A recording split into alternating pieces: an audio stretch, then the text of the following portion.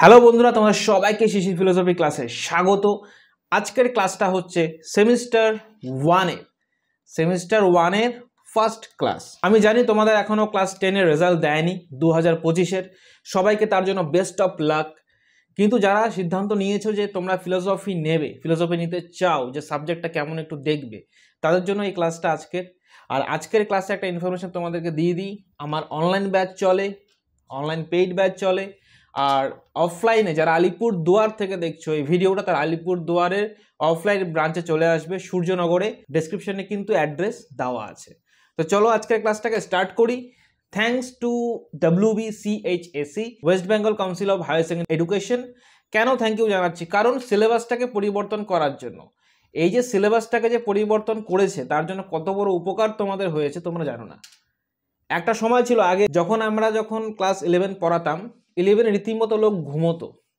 হ্যাঁ, টপিকগুলো ইন্টারেস্টিং ছিল, বাট এত মুখস্থ করতে হতো, এত ব্রড কোশ্চেন্স রাট্টা মারতে হতো, সেটার জন্য 11 কারো ভালো লাগতো না। 11-এ পড়া সবাই বাঙ্ক মারতো, স্কুল বাঙ্ক মারতো, কারণ 11-এর নাম্বারটা কোথাও কাজেও লাগতো না। কিন্তু আমাদের উচ্চ মাধ্যমিক শিক্ষা পর্ষদ এই যে সিলেবাসটাকে চেঞ্জ করে এত বড় উপকার করেছে, এবার তোমাদের পড়ার একটা ইন্টারেস্ট বেড়ে যাবে। কারণ 6 মান্থস পর 6 মাস পর তোমাদের হবে পরীক্ষা।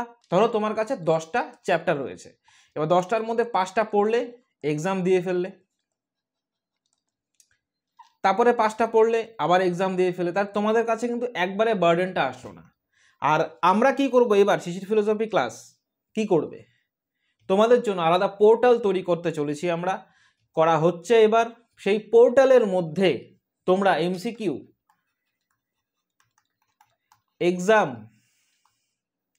মক টেস্ট সব দিতে পারবে। আমাদের শিশির ফিলোসফি ক্লাসের হোয়াটসঅ্যাপ যে চ্যানেলটা রয়েছে, আর ফেসবুকের পেজে তোমরা চলে যাও, লিঙ্ক দেওয়া আছে। হোয়াটসঅ্যাপ চ্যানেলে তোমরা চলে আসো, সেখানে তোমাদেরকে ইনফরমেশন দিয়ে দেওয়া হবে কবে এটা লঞ্চ হবে। অ্যান্ড হওয়ার পর তোমরা কিন্তু পরীক্ষার জন্য প্রস্তুতি এখান থেকে নিতে পারবে।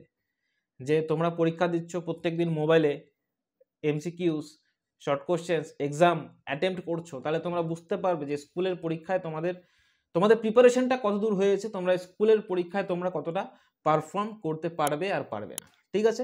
তো এটা তৈরি হচ্ছে আমাদের, খুব শীঘ্রই আমরা এটাকে লঞ্চ করব। প্রি বুকিংও চালু হয়ে গেছে অলরেডি। তোমরা যদি মনে করো প্রি বুক করে রাখবে, স্যার আমি প্রি বুক করতে চাই ওটা রেজিস্ট্রেশনটা, তাহলে তোমরা সেটা করতে পারো। আচ্ছা, তো লেকচার 1-এ আমাদের আজকের লেকচারে কি থাকবে, ক্লাস 11-এ নতুন কি কি সিলেবাস রয়েছে সেটা নিয়ে আমরা আলোচনা করব। টপিক আমরা কভার করব এখানে। ফার্স্ট সেমিস্টারের নিউ সিলেবাস, একটু আগে বললাম আলোচনা করব। ইউনিট 1 নিউ সিলেবাসের আন্ডারে যে ইউনিট 1 থাকবে, সেই ইউনিট 1-এ ইন্ট্রোডাকশন টু ফিলোসফি, ইউনিট 1-এর নাম। সেখান থেকে একটা টপিক আমরা করব, মানে চ্যাপ্টার করব, যেখান থেকে 2 মার্কস তোমাদের পরীক্ষাতে আসবে। সেটা হচ্ছে দর্শন শব্দের অর্থ। তো এটা থাকবে আজকের ক্লাসের আমাদের এজেন্ডা। চলো ক্লাসটাকে স্টার্ট করি। দেখো, সেমিস্টার 1-এর নিউ সিলেবাস যদি আমরা দেখি, থিওরি পার্টটাতে দেখো দর্শন শব্দের অর্থ ইউনিট 1-এর মধ্যে, যেটা আজকে আমরা করব। তারপরে নেক্সটে আমরা এটা কভার করব, জ্ঞান লাভের 6টি পদ্ধতি কভার করব, 4 ভাগ কর্তৃক অনুমান প্রমাণ খণ্ডন কভার করব। করতে করতে 5, 6, 7 পুরোটাই কভার করে নেব।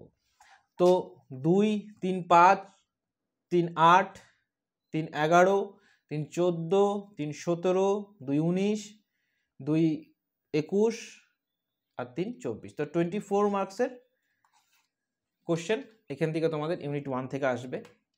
নেক্সট ইউনিট 2 এর থেকে ওয়েস্টার্ন ফিলোসফি, আগেরটা আমরা ইন্ডিয়ান করেছি, এটা আমরা করব হচ্ছে ওয়েস্টার্ন ফিলোসফি। ওয়েস্টার্ন ফিলোসফিতে আসবে হচ্ছে দর্শনের শাখা। ওয়েস্টার্ন ফিলোসফিতে কি কি আছে, 6 মার্কস, 5, 5, 10, 16। এই 24 প্লাস ইউনিট 2 থেকে 16 আসবে তোমাদের 40 মার্কসের কোশ্চেন পরীক্ষাতে। দেখো, এখন যে পরিস্থিতি চলছে না আমাদের এই রাজ্যটাতে বা আমাদের দেশে, কোথাও এয়ার পলিউশন, কোথাও কোনো ডাক্তার, বেশিরভাগ ডাক্তারি করাপ্টেড, বেশিরভাগ পুলিশ অফিসার করাপ্টেড, বেশিরভাগ টিচার করাপ্টেড। সেখানে যেমন শীতের সময় প্রয়োজনীয়তা গরম বস্ত্র, তেমনি নিষ্ঠুর সমাজের প্রয়োজনীয়তা দর্শন অস্ত্রের। কারণ দর্শন শাস্ত্রটাকে যদি আমরা স্টাডি করি সেক্ষেত্রে আমরা বুঝতে পারবো যে মানুষের মানবিকতা কোথায়, যেটা আস্তে আস্তে লোক মরে যাচ্ছে। লোকের ভেতরে মানবিকতা নেই। কে আগে ঠকাবে, কে কার কাছ থেকে 2 টাকা বেশি খাবে, ঠিক আছে, তো ঠকিয়ে ঠকিয়ে পয়সা নেবে, সেই জিনিসটাই আজকাল মানুষের মাথাতে ঘুরে বেড়াচ্ছে।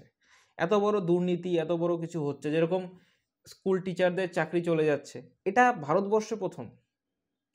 তো দিস ইজ রেডিকুলাস, ঠিক আছে, তো এটা খুব বাজে জিনিস। তার জন্য আমাদের দর্শনকে শিখতে হবে।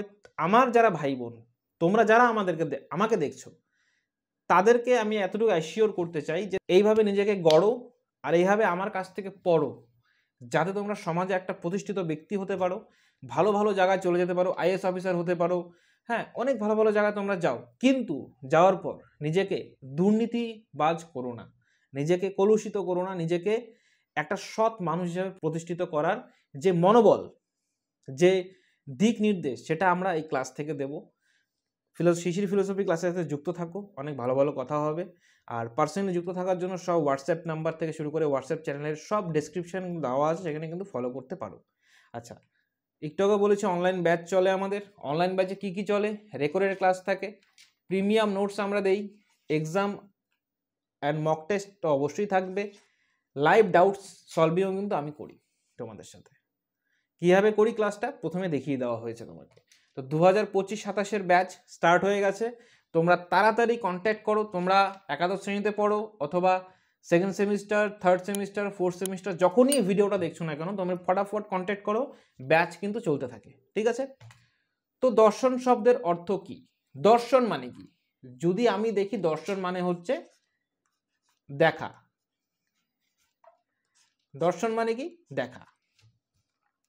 যে বলি না, মন্দির দর্শন করতে যাচ্ছি, কিন্তু এই দর্শন শব্দের অর্থটা এতটাও সোজা না যে দেখা। বললাম দর্শন শব্দের অর্থ শেষ।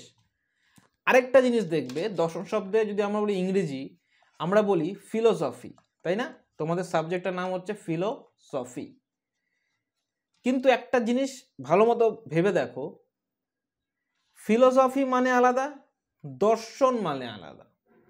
তাহলে কেন বলা হচ্ছে দর্শনটাই ফিলোসফি, ফিলোসফিটাই দর্শন?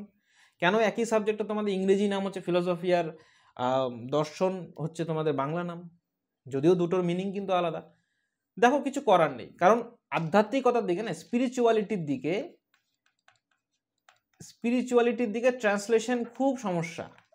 যেমন ধর্মা, DHARMA, ধর্মা, বাংলায় আমরা বলি ধর্ম। তো এই ধর্মর এক্স্যাক্ট মিনিং কিন্তু ইংলিশেও নেই, ইংরেজি প্রতিশব্দেও নেই, এই জন্য ইংরেজিতেও বলা হয় ধর্ম।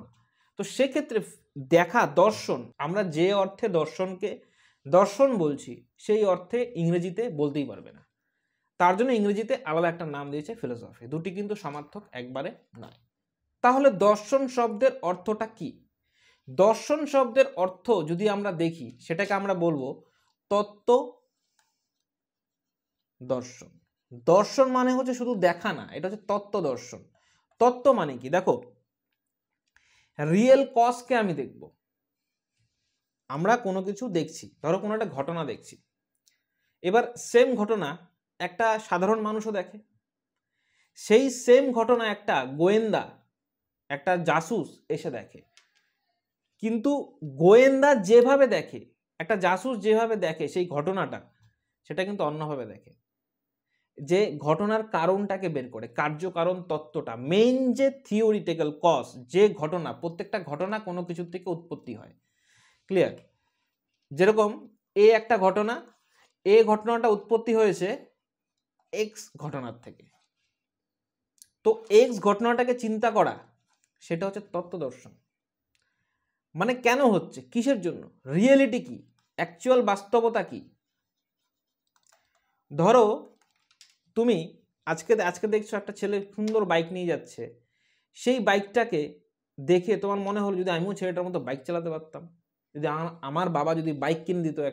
একটা মেয়ে দেখলো, যদি তুমি মেয়ে হও, তুমি দেখবে যে স্কুটি নিয়ে যাচ্ছে, যদি একটা স্কুটি কিনে দিত। দেখো, স্কুটি, বাইক, এ সমস্ত মার্কেটিং এভাবে করে যাতে তোমার কেনার জন্য তুমি উৎসুক হয়ে যাও। তুমি সাইকেল নিয়ে যেতে পারছো, সমস্যা নেই, তোমার বাড়ির থেকে স্কুল হয়তো বেশি দূরে নয়, আগে তো লোকে মানে মোটামুটি 10 কিলোমিটার 12 কিলোমিটার হেঁটে হেঁটে চলে যেত, সেটাও হয়তো নয়, কিন্তু তাও তোমার মনে হচ্ছে যদি একটা স্কুটি থাকতো। কেন? এই যে মিসিং, ভেতরে একটা কিছু খালিপান, যে পৃথিবীতে এত জিনিস আছে তাও ভেতরে একটা খালিপান মেহসুস হয়, ভেতরে একটা খালিপান অনুভব হয়। এই অনুভবের জন্য, এই অনুভবটা কেন হয়? এটাই হচ্ছে রিয়েলিটি। যে আমি বাইকটা কিনবো না, স্কুটিটা কিনবো না, কেন কিনবো না? কারণ হতে পারে এখন আমার দরকার নেই, এখন আমার বয়সটা ছোট, লাইসেন্স পাবো না। যখন বয়স ঠিক হবে তখন অটোমেটিক্যালি আমি কিনে নেবো স্কুটি বা বাইক, তাই না? তখন লাইসেন্সও থাকবে, তখন আমি কোথাও যেতে পারবো। এই যে রিয়েলিটিকে দেখা, যে ওরা মার্কেটিং করছে, ওরা এত সুন্দর করে জিনিসটাকে তৈরি করে যাতে মনে হয় সেটা আমি কিনে নেই। তো দর্শনটাকে আমরা জানতে পারলাম কি, দর্শন হচ্ছে তত্ত্ব দর্শন, কোনো কিছুর কজ, রিয়েলিটি, রিয়েল তত্ত্বকে, রিয়েল থিওরিকে জানা, সেটা হচ্ছে দর্শন।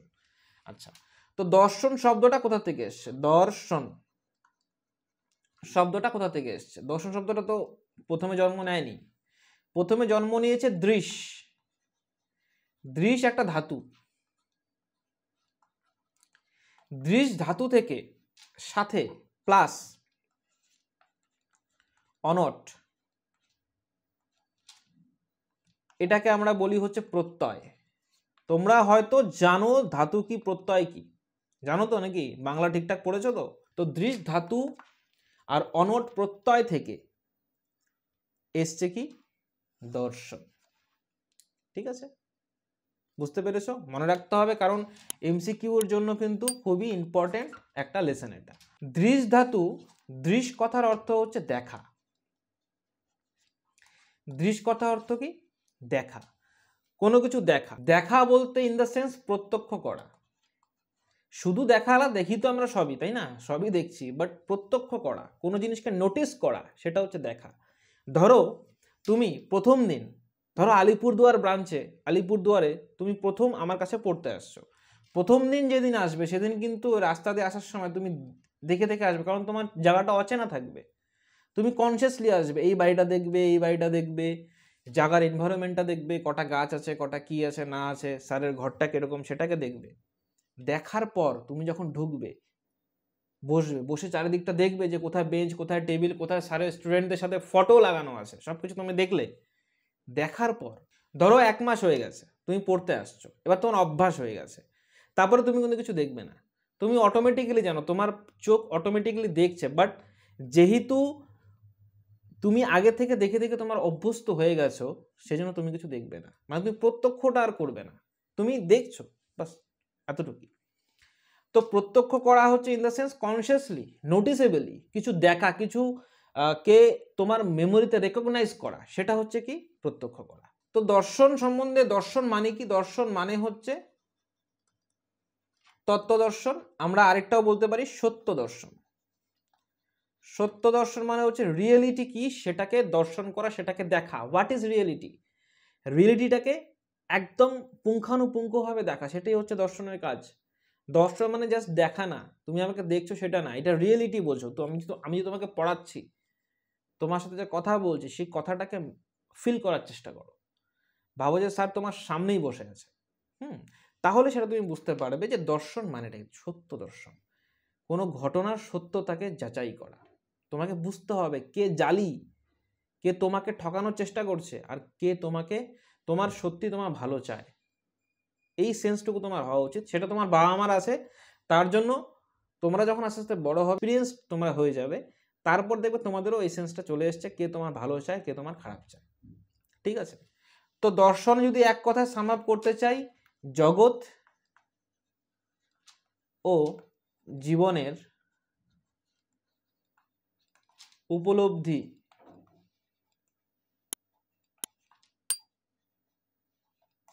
হচ্ছে